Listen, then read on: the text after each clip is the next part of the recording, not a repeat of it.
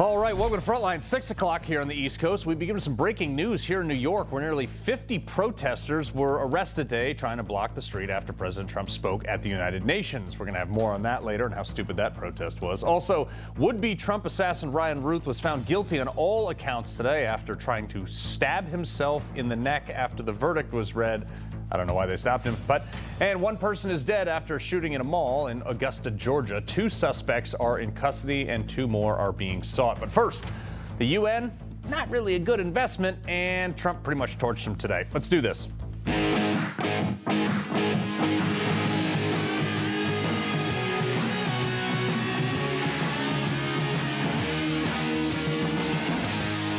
All right, folks, no secret, not a huge fan of the UN myself. I'm going to lay that out in just a second. But what makes me so happy is that Trump literally just went scorched earth right to their faces today. And after the escalator broke on his way in and the teleprompter crapped out, Trump just pretty much let him have it.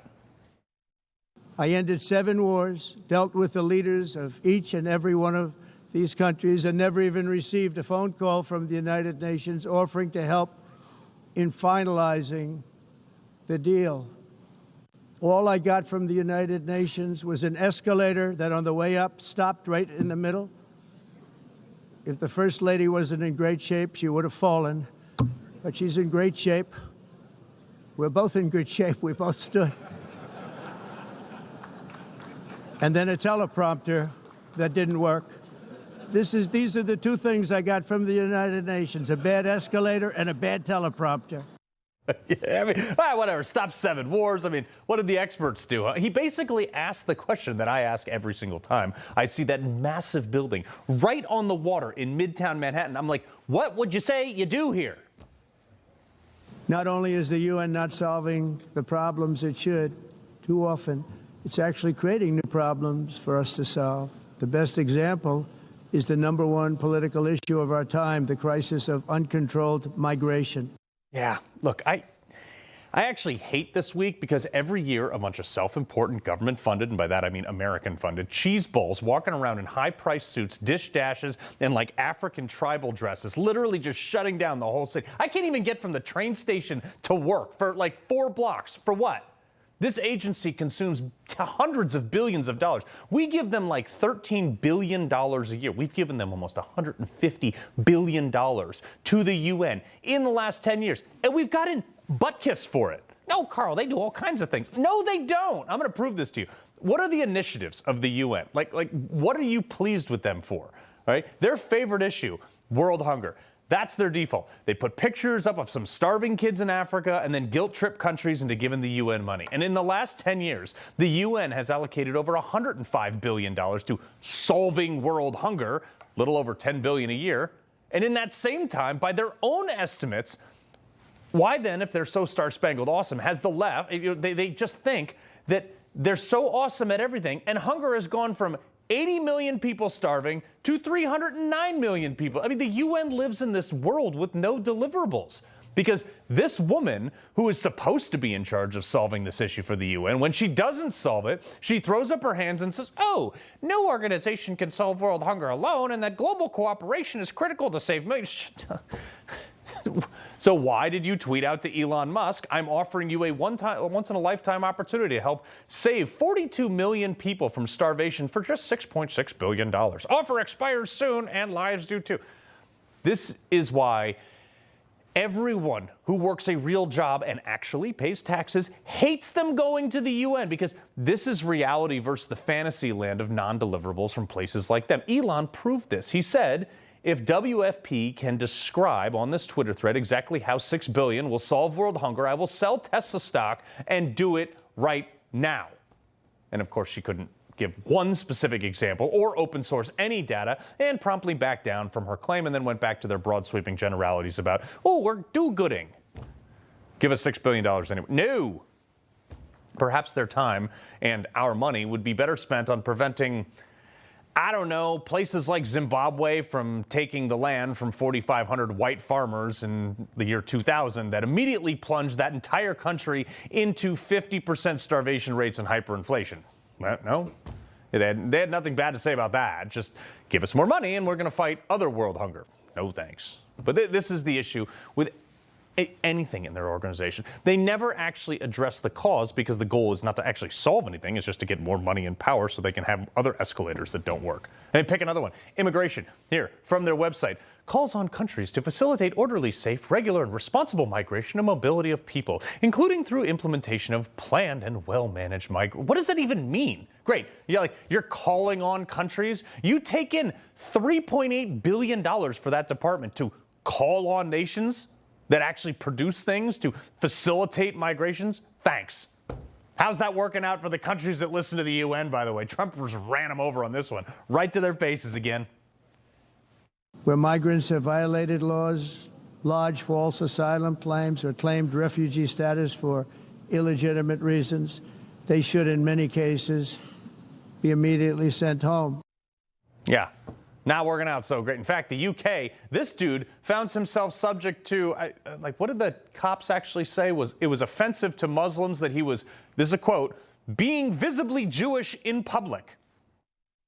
You are quite openly Jewish, pro-Palestinian march. I'm not accusing you of anything, but I'm worried about the reaction to your presence. We've come full circle. I recall my country bailing out their country 80 years ago from a regime that wanted to do the exact same thing. And now they've invited it in because globalists at the UN called on them to take in more migrants. I mean, save me your lecture on immigration. Everything the UN touches just goes to hell in a handbasket. And then when it fails, they throw up their hands and say, well, I don't know why it's bad, but, we need more money. Must be greedy capitalism. And then they double down, and then they fly off in their private jets to their next conference, like the climate change one, another one of their key issues. Their website, led by this super alarming headline, 2024, hottest year on record, conveniently on their timeline, only going back 150 years, because cyclically, if you go back 10,000 years, we're kind of at one of the cooler points in Earth's history, basically insinuating that modern nations are the problem and going to kill us all. Trump had none of this today. The primary effect of these brutal green energy policies has not been to help the environment, but to redistribute manufacturing and industrial activity from developed countries that follow the insane rules that are put down to polluting countries that break the rules. Yeah. The UN doesn't do a damn thing against China when they pump out carbon 5-to-1 for producing the exact same product we do. They don't say anything to India, but yet here they are constantly whining about how bad America is, even though we're the only ones who've actually revised our carbon emissions down under Donald Trump. And further, why I just think the UN building should be repoed and sold to the lowest bidder. The UN Climate Conference, the COP30 in 2025, in order for them to hold this climate conference in Brazil, of all places, the same fools that are ranting about too much carbon dioxide in our atmosphere, which is plant food, just cut down 8 miles of rainforest to put up a 4-lane highway just to get to the event that won't be needed after it, which they just hit us up for more money for. The UN is like a teenager with a drug addiction living in your basement, constantly nagging you and stealing from you, while countries like the UK take their advice and then they're wondering why their energy prices triple. I'm telling you that if you don't get away from the green energy scam, your country is going to fail. And if you don't stop people that you've never seen before, that you have nothing in common with, your country is going to fail. Right again. What was the UN ever made better? These people are worthless. They accomplish nothing while imposing their will from ivory towers, insulting basically anybody who disagrees with them. All this talk about the UN, moving to Africa, it's got like Nairobi, Kenya or something. Good. Go.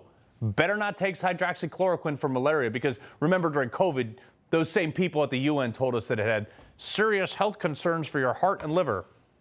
It wasn't the hydroxychloroquine that was hurting your heart. I mean, like, good riddance. We'll be keeping our 12 point whatever billion dollars, and you can go and do whatever you don't do. I'm out on your non-deliverable grift. Anna Kelly, the White House Deputy Press Secretary. Anna, you were in the room today with these people. I would have loved to have seen some of their faces. Yeah, I mean, it's only President Trump could do what he did today, right? Calling out the globalists, their hypocrisy, and everything that's gone wrong with the UN over the past several decades, really, right to their faces. And so there are certainly some chatter and reactions in the crowd, but I think that's what makes President Trump truly so successful at his foreign policy, and that is why America is the leader of the free world again, because President Trump, only President Trump, has the courage to call this out to their faces, and only President Trump can get done what he has gotten done, not the UN, in ending 7 wars, bringing the entire world closer to peace, making the entire world more stable. Only this president could get it done, and he rightfully called out all of the globalists in that room today for failing to do so. Yeah. Failing to do so is a nice way of saying you people are worthless. President Trump also railed against, as we were just talking about, the climate fearmongers who've predicted global destruction for years, saying that this is going to be the end of the world. Roll this. It's climate change. Because if it goes higher or lower, whatever the hell happens, there's climate change. It's the greatest con job ever perpetrated on the world, in my opinion. Climate change, no matter what happens, you're involved in that. No more global warming, no more global cooling. All of these predictions made by the United Nations and many others, often for bad reasons, were wrong. They were made by stupid people. I mean, we had ice sheets covering basically all of North America at one point. They did melt, and I didn't see any SUVs around that time. Well, look, and I think one thing President Trump also kind of pointed to, you pointed it to in your open, if it hadn't been for President Trump stepping in, ending, by the way, some of these Green New Scam policies that countries in Europe, countries all around the world are adopting when it comes to the environment, we would be on the same track as these countries in Europe all around the world that, as you said, are paying 3 times as much as we are for energy prices. So only this president stopped our country from going down this globalist path. And so I think that's what he highlighted today, to your point, ending the Green New Scam, making sure that we are putting America first, and really calling on all nations. I mean, America under this president is truly the defender of Western civilization. That is what he was talking about today. And so he rightfully pointed this out, saying you guys are on a terrible track. You are at risk of further destroying your country. Look at what I've done in the United States when it comes to energy, when it comes to peace, when it comes to ending unfettered illegal migration. That's what these countries need to do. They need to follow his lead or face the consequences. Yeah, well, that's the other thing, too, is for so long they've used this climate grift, this complete BS with climate change, to hold places like America down, boost up other places, not regulate China, India, and those places. And all of a sudden, we've had somebody stand up and say, guys, this is dumb. England, your energy costs 3 times as much. Germany, you're going to freeze to death. This wind, solar, and all this other junk is pie in the sky.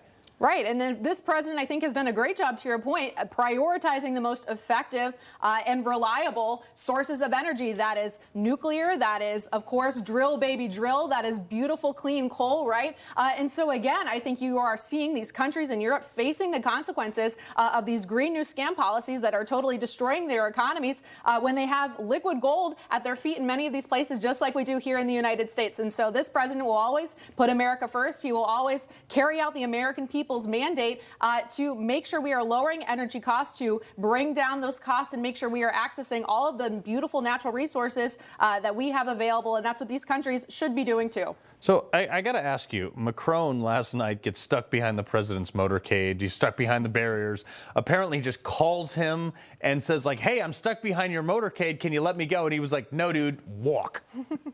Well, I wasn't in the room for that call, so I can't speak to that directly. But one thing I will say, look, the president, I think what makes him so effective is his relationships with all of these world leaders, right? Whether or not they disagree on everything, I think that's why we're seeing a lot of movement in some of these places, because he fosters relationships with people like President Macron, like President Zelensky was there today, the president of Uzbekistan. I mean, everyone truly wants a relationship with this president, and because well, they need it too. They do, Yeah. and it's paying off, right, in the form of these 7 conflicts that have ended because of this president, not the UN's involvement, but because of this president's involvement. And so I think what makes him such an effective foreign policy mind is he'll look anyone in the eye, even our friends like India, and say, you need to stop buying Russian oil that is contributing to this war, right? So he is willing to make deals with anyone. He is willing to forge relationships with anyone to advance American interests. Yeah, I mean, that sounds an awful lot like the job of a president that we didn't get for the last 4 years, but Anna Kelly, we appreciate you coming in very much. Thank you so much. All right.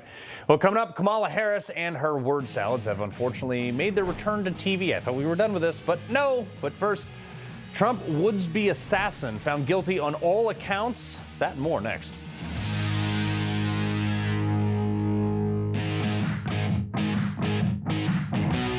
I'm very appreciative of the justice that was given and the way it was handled by Pam Bondi and Todd Blanche and everybody that it's been, and their team of people.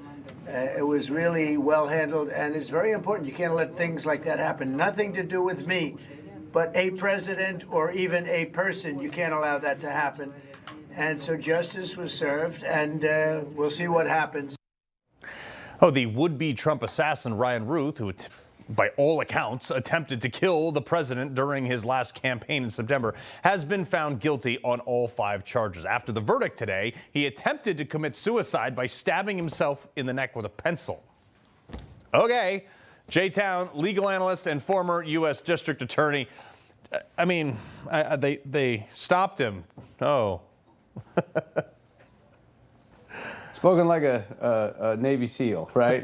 Yeah, I mean, look, I agree with what the president said, and it maybe goes without saying, but the DOJ did a great job prosecuting this case. I don't think folks realize how difficult it is to prosecute a case. I spent most of my adult life as a violent crimes prosecutor, and when someone wants to represent themselves, the prosecutor kind of has to take on the role, and so does the judge, in this case it was Eileen Cannon, of sort of being the defense counsel as well, because every prosecution where you get a conviction is great, but it has to withstand appeal.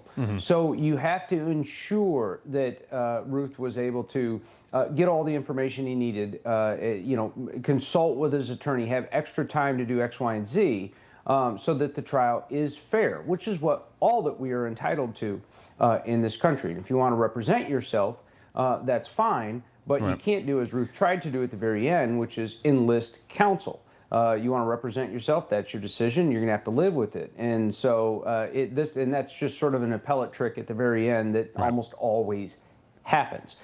He's facing life in prison. He's not going to breathe fresh air for the rest of his life, and that's my prediction, and that's exactly what should happen in this case. Well, I heard he wanted to enlist on the front lines of Ukraine. I'm sure they're going to be devastated by this.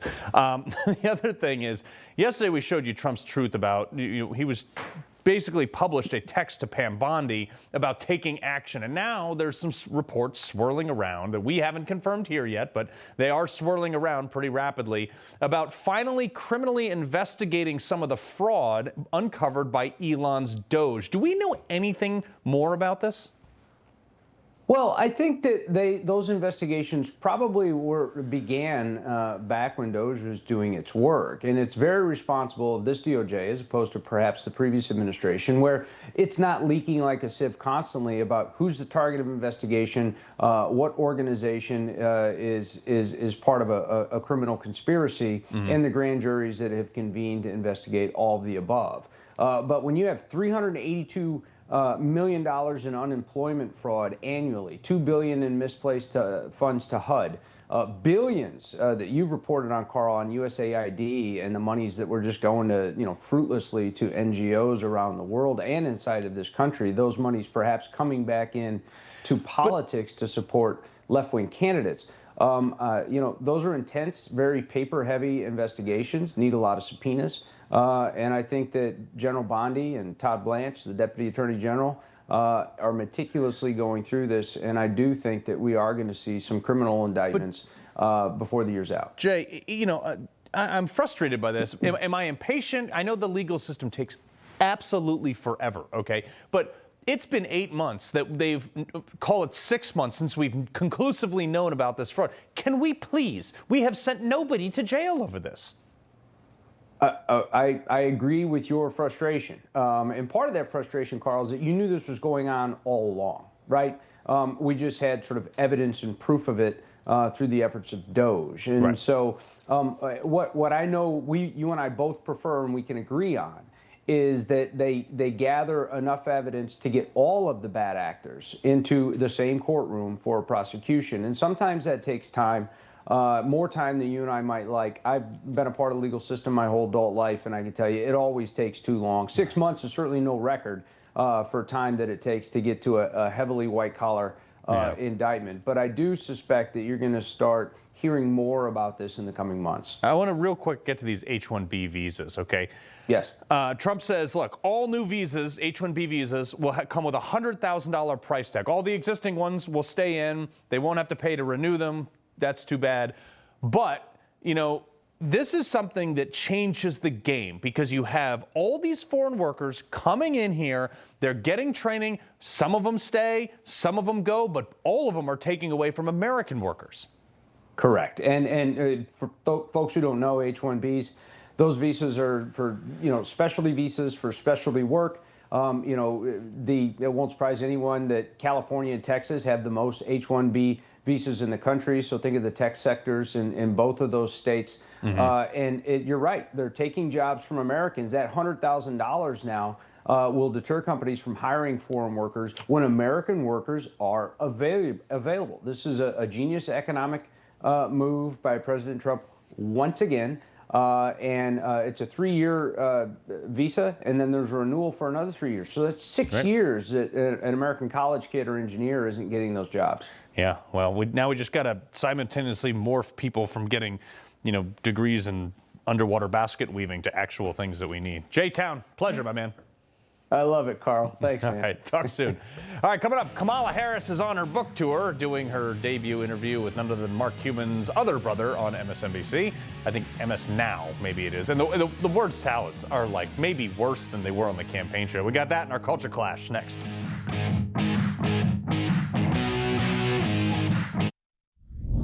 There is safety in numbers, as the saying goes. Yeah. Not to mention just scared the stuff out of people. What we are witnessing is a high velocity event. You want to play? Then let's get in the field, let's get in the arena, and let's do this. The stakes were too high. You can't get in the gutter with that guy. As the folks used to say, don't fall for the okie doke. Well, she still has a show, and also, too, what was she talking? I mean, Kamala, in her word salads, man. I mean, doing her first TV interview since losing the election with, Mark Cuban's other brother, and all part of her press tour for her book called 107. I couldn't have stood it for 108. But talking about her failed presidential campaign, and of course, she bashed Trump within the first 2 minutes. And right now, we are dealing with, as I called him at my speech on the ellipse, a tyrant. We used to compare the strength of our democracy to communist dictators. That's what we're dealing with right now in Donald Trump. And these titans of industry are not speaking up. This went on for a whole show, like a whole hour. She's such a sore loser. They tried this already. Look where it got you. She's out of touch. She has no idea she did anything wrong. She sounds exactly like Hillary. But that's not all. Rachel Maddow asked her about her decision to not pick Pete Buttigieg as her Veep. To say that he couldn't be on the ticket effectively because he was gay is hard to hear. No. That's not what I said. That he couldn't be on the ticket because he is gay. To be a black woman running for president of the United States and as a vice presidential running mate, a gay man, with the stakes being so high, it made me very sad, but I also realized it would be a real risk. Because he was gay. I mean, let me remind you, Pete Buttigieg polled at, give or take, approximately 0 with black voters. Charlemagne the God said it doesn't resonate with us. Ben Irby, political commentator and Kay Smythe writer at kaysmythehill.com. Kay? Just so embarrassing. Pete Buttigieg didn't resonate with anyone because he's just this tiny little Tommy Tippy guy who doesn't really exist. He's sort of this caricature of himself. And yeah, no, I didn't really want to have to listen to Kamala's word salad. I spent years covering that vomit for Daily Caller. It is really cringe that she thinks that she still has relevancy. I'm sure the 3 viewers of MSNBC were probably channel hopping, trying to see what's going on the Food Network and HGTV as soon as she came on, because Why are you going to listen to that garbage? No one voted for her. No one wants her. Like, get over it. Oh, God, she's the worst. Benj, she also stopped by The View. Roll this. In fact, Doug and I, my husband, it wasn't until I was writing that chapter that we had ever talked about election night. Wow. Oh. We had never talked about election night. It felt traumatic? It was that traumatic. We had never talked about election night. I grieved. It was not at all about losing a race. I knew what it was going to mean for the country. I was going to say for the family. And that's how I felt, for the country. They didn't talk about election night because they don't talk. I wouldn't either if I was her husband. Not at all. I'm so glad that America did not fall for the okie doke. And I really want to check her cup to see like what's in there, because that's probably not coffee. And as far as the Pete Buttigieg thing, I think what was understood there is we have to get past the irony. The irony did not get past me that she is sitting there talking to a gay woman, telling this gay woman why a gay man could not be her presidential running mate. And then this gay woman, Rachel Maddow, has to sit there and just take it because she can't like go back and say something and push back against the fake black Indian lady, because then, you know, she's obviously higher than her on the oppressed Olympics. She had to sit there and just be like, yeah, totally, bro.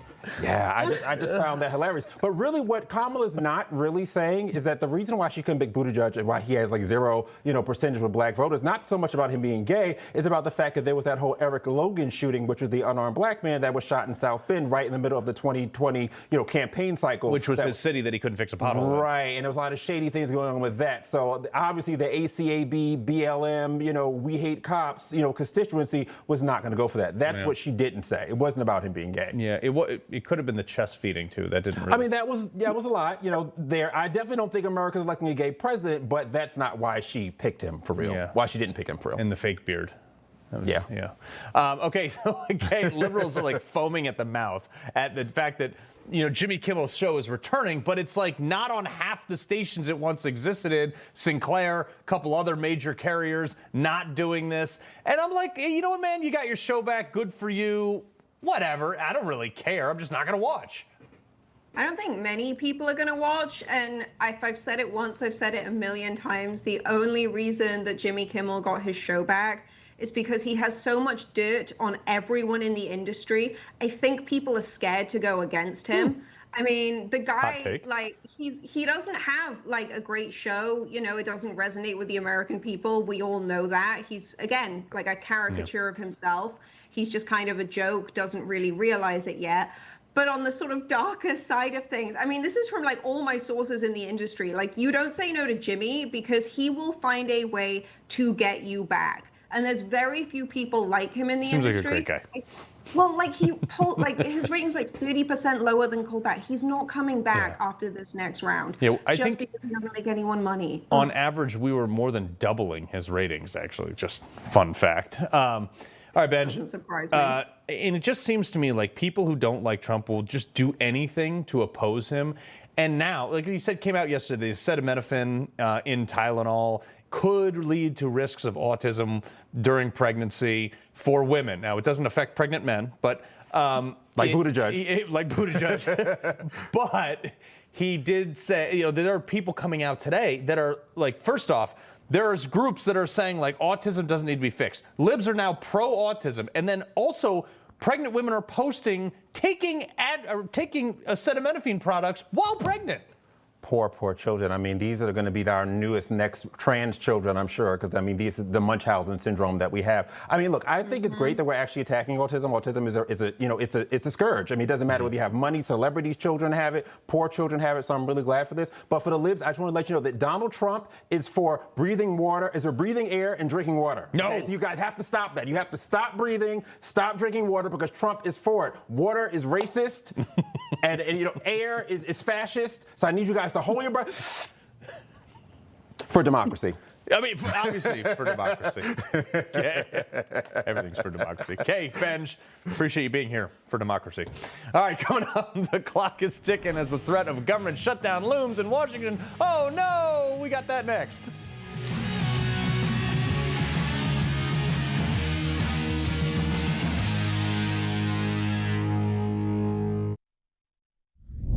Well, as the federal government braces for a potential shutdown, President Trump has basically he has canceled any scheduled Oval Office meetings with congressional Democrat leaders Chucky Schumer, Hakeem Jeffries. Trump posting on Truth in part after reviewing the details of the unserious and ridiculous demands being made by the minority radical left Democrats in return for their votes to keep the country thriving and country open. I have decided that no meeting with their congressional leaders could possibly be productive. I mean, they want like $1 trillion in taxpayer funds for the trans surgery for kids, health care for illegal aliens, just to name a few, just to keep the government open. Hard pass, pal. Shut it down. I see this as a win-win. Columnist at the American Spectator, Jeff Lord, and Daily Caller reporter Ashley Bransfield. Ashley, I sit here and I think, look, I'm a veteran. I get services through the VA occasionally, and this would minorly affect me. And I'm still like, let's go shut it down. Right. Yeah. I mean, $1 trillion going to transgender surgeries. I was a Division I athlete myself. I don't want to hear that. No. American taxpayers don't want to hear that. And, I cover the Capitol Hill all the time. And this really is reminding me of what's been going on with the nominations process with the Democrat blockade. But of course, here we are down to the last minute, 7 days left for Congress to get this thing done. And President Trump wants a continuing resolution. And he said, enough with the Democrats. Let's make it happen with the Republicans. We have enough infighting we got to get through. Right. But Jeff, this is the thing. Republicans always cave at the last minute. Look, we already got this stupid CR that nobody wanted, but we always cave at the last minute and say, all right, fine, we'll give you a little bit of this. Could this be the time where they finally wake up and are like, wow, let's find a spine? I doubt it. Thanks, Jeff. Just lie to me, Jeff. Come on. I have to say, having been around the block through a number of administrations when I worked in Washington, I have seen this play more times than I can count. And I think we're about to see it again. If it is shut down, it'll last not a very long period of time, because the fact of the matter is the members of Congress have to go home, and they've got constituents who want their Social Security checked. They want this, they want that, they want a farm set, whatever it may be. That's what they want, and the pressure is going to be on to get back in action here. Along the lines of, this is what we paid you to do, now do it. Yeah, well, darn. Well, even Democrats are struggling in this latest CNN poll. It's spelling kind of actually bad news. Comes to the 2026 midterms, which is not that far away. Roll this. What are we seeing? Donald Trump being underwater, Democrats saying, oh, this guarantees us we're going to fly high in the midterms. Let me tell you, this guarantees you nothing, because at this particular point, the Democrats are the New Orleans Saints of political parties. What are we talking about? Trust the Dems or GOP more on the economy? Who leads on the economy? Republicans by 7. Immigration, Republicans by 13. How about crime? A big issue for Donald Trump and the Republicans. Look at that. Lead by 22 points. Well, Ashley, at least he didn't compare them to my Jets. That's exactly right. Yeah. I mean, here, what people have been asking me is, what do we got to do to win these midterms? And deliver on campaign promises. It's really it. It's the Democrats to lose. Whoa, hold on. You're asking a politician to do what they said? You are crazy. Shocking, I know. Yeah, I mean, delivering on the results. People need to feel it. Americans need to feel the money in their pockets going into this. Of course, on crime, I think the country has seen that. Of course, the numbers reflect that. And even with independents, Republicans are still up. So it really is about delivering on the results and, putting in the work, which always going back to even, this continuing resolution, that's the issue here, putting in that work. Yeah. Well, actually, Congress says they're putting in the work. They're actually going to cocktail parties and maybe showing up for a vote. So I can confirm that. As a D1 athlete, I'm sure you would agree. That's not really that much work. Jeff, Google, remember they were like, hey, we're going to censor everybody we don't agree with that says anything about anything contrary to COVID or anything else. Well, they had a bunch of people banned that cost them their livelihoods and their incomes from YouTube.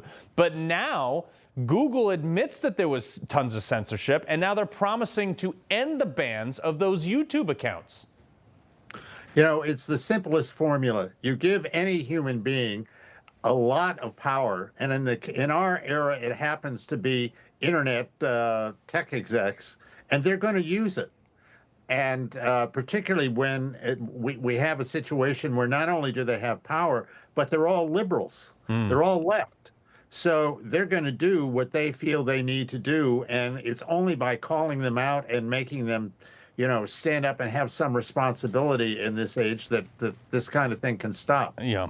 Ashley, 30 seconds here. I cannot believe that Ma'am Danny has a huge, I mean, look at this margin right here. Huge margin. Look at that. Yeah, I mean, it's incredible. He's marked on that poll specifically for two different parties. So I could see a little bit of separation in those numbers possibly. But at the same time, this is what happens when, you're not, looking at these universities, young people, New York City, which just 20 years ago had Rudy Giuliani as its mayor. And here it comes again, where we have to do every 20-year experiment with socialism. And that's exactly what's got to happen here, it seems like. And of course, I don't think we should need to stop fighting for New York City. That's a cornerstone city for America, but it's got to go a little bit deeper than that at this point. And New Yorkers, I know they're scrappy. Well, time to get scrappy. Yeah, well, I tell you what, I'm just glad I have my carry permit in the city because it's about to get real bad. I'll be safe. Anybody with me will be safe. All right, thanks, Jeff. Ashley, appreciate it. You bet. Thank you. Coming up, Democrats keep coming for your guns. Speaking of nuts, Trump and his DOJ actually had enough of this. Our 2-8 Tuesday next.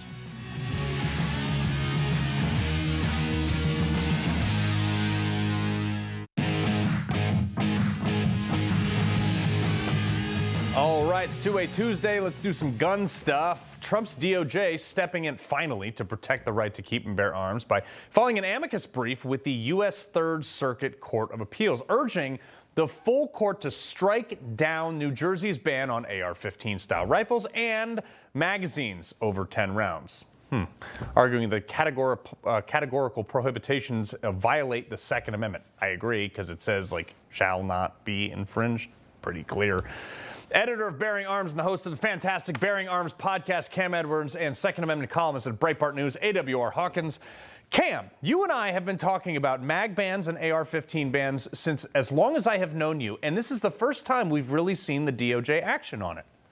It really is historic, Carl. This is the DOJ Civil Rights Division standing up for the Second Amendment for the first time in its existence. And, not only in the Third Circuit, but the Seventh Circuit as well. Assistant Attorney General Harmeet Dillon actually testified during oral arguments in the Seventh Circuit Court of Appeals against Illinois' gun and magazine bans just yesterday. So, the DOJ's official position, she said, is that these weapons are in common use for lawful purposes. They are protected by the Second Amendment. And as you say, took them long enough, but I guess we needed an administration that actually respects our Second Amendment right to make this happen. So AWR, let's game this out real quick, because I live in Connecticut, where these libs tried to ban these things too after the 1160 bill was passed. This is in the Third Circuit Court, so the New York and New Jersey area doesn't affect Connecticut. Then you have Illinois. If both of those are overturned, what happens to people like me in Connecticut? Well, then you can start looking for circuit splits, and you can appeal your case further up. I mean, this is beautiful. Even if we only win one of these, we can get a circuit split and go further up. The win will be great for whichever area it happens. Cam mentioned Illinois as well as New Jersey. Either one of those, if we get a win, if we lose in the other one, we don't lose. We just get to bounce it up then, or try to bounce it up and get the Supreme Court to take it. Because to me, that's it. Once we get this in front of Clarence Thomas, I believe we'll see an end to bans on AR-15s. Yeah, thank God, because, these things are the most. I think there's more of them on the streets than there are F-150s. Okay, it's common use. And actually, most gun crimes come from pistols, not these. Hammers kill more people than AR-15s. Anyway, weeks after the young Ukrainian woman who was murdered on that train, stabbed in the neck on the Charlotte's light rail system, police have actually arrested another dude, Cam, 28-year-old Thomas Paul, for allegedly having a gun and weapons on the train. And look, this is what I'm dealing with. I'm dealing with the New York SAFE Act. I went through all the rigmarole, 80 pages, to get my New York City gun permit. I still can't carry on the train, but the thugs and criminals can.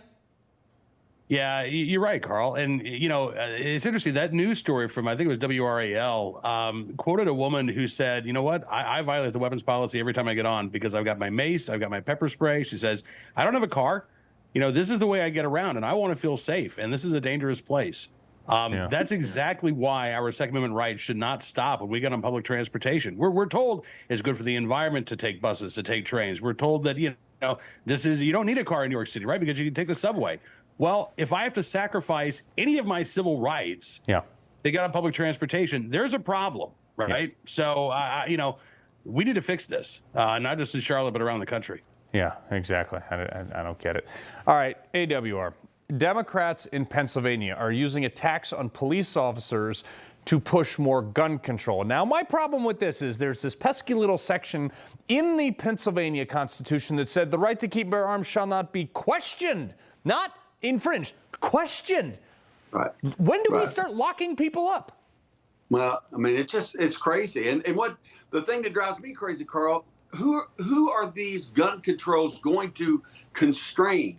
Only the law-abiding, not anyone who has an inkling right now to commit a crime. They won't be impacted in the slightest by these, but the law-abiding their position will be even weaker because of gun control. So it makes us pray. I hate to use that language, but it's true. Gun control makes the law-abiding prey, and I don't want to be prey. No. I mean, nobody does. I saw this neat little meme the other day. It was like a wide open field with like this gate with no fence on either side of it and said, this is how gun control works. And I was like, yeah, that's pretty serious. Cam, real quick, 15 seconds. Open carry versus concealed carry. I don't think it makes a difference. I think you should be able to carry either way. Listen, the Second Amendment doesn't make any distinction, right? No. And I'm with you. The vast majority of states allow for both forms of carry. I know that we've got this court decision in Florida. I think it's good news. I don't think it's going to be a problem. Yeah. But it's just, the objection is just the standard fear-mongering from gun control Democrats. Yeah, on a hat, on a cat, here and there, near and far, whatever. Dr. Seuss. All right, Cam, AWR, appreciate it. Thanks, Carl. All right, before we go, school stinks, and a South Carolina school is doing something about it, sort of, next.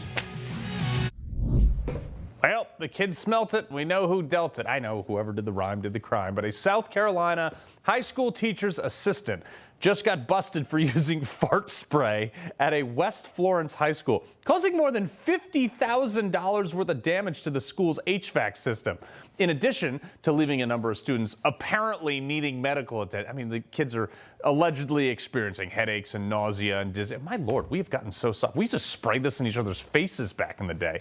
One mother apparently had to take her kid to the doctor multiple times. My son has been, his asthma has been triggered multiple times because of this, and I've had him taken to the doctor 3 times. For fart spray, the man behind the gas, 32-year-old Alexander Lewis, was sniffed out by local officials, arrested and charged with disturbing schools as a non-student and malicious injury to property over $10,000. Wow, he's silently released through the back door on $9,000 bond. We can't have any fun anymore, Rob. Where the hell do you find these stories? You know, is what I want to know. What are you reading where you're finding these stories? Well, I'll let you take it from here, Rob. Fart spray?